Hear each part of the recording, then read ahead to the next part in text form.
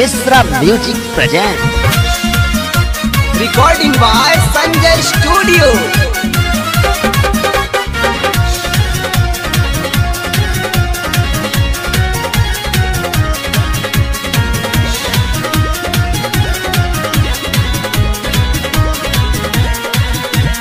अवतारू मिली गुयार बोला कबल करी इंतजार। हाँ अवतारू मिली गुयार बोला कबल करी इंतजार। बापू जी घरवा लगता बे डरवा मिल कैसे आई हो जान। लगलू पढ़ावे अवतारू मिली गुयार बोला कबल करी इंतजार।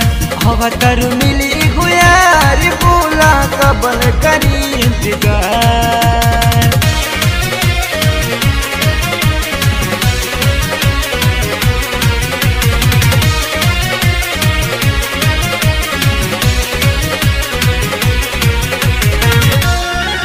Mishra music present.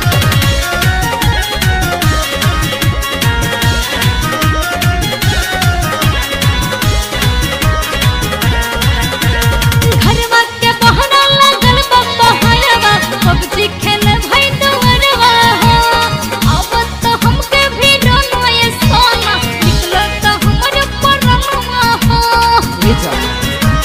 सुना बाबू से कही डाली की बस बजी सरवा के खेले द पबजी हो।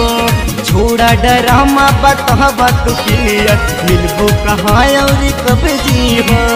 बुझा परेशानी बतिया लमानी कैंसिल भय अपनो प्लान। अरे आजो अवतारू मिली हुयार बोला कबल करी इंतजार।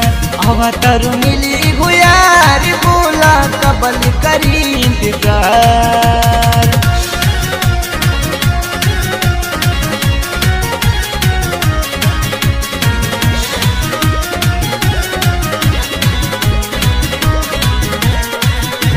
घरवा के बाहर तो जल्दी से आजा छत पर से तो करनी हार भैया राजा। देखे के तरसे तो है दोनों नैना अब तो दिल के नचना हो। अरे अवतन ये जान बर्दाश्त करा देखी बिना हम हो बानी अधूरा। रुपवा तोहारी दिल जानी हो तनिको न हमसे हो खिला सबर सरत जवानी की पानी हो। रखतनी दूरी बड़ी मजबूरी नहे तो चल जाई जान।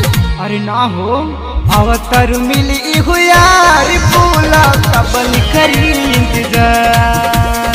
अवतार मिली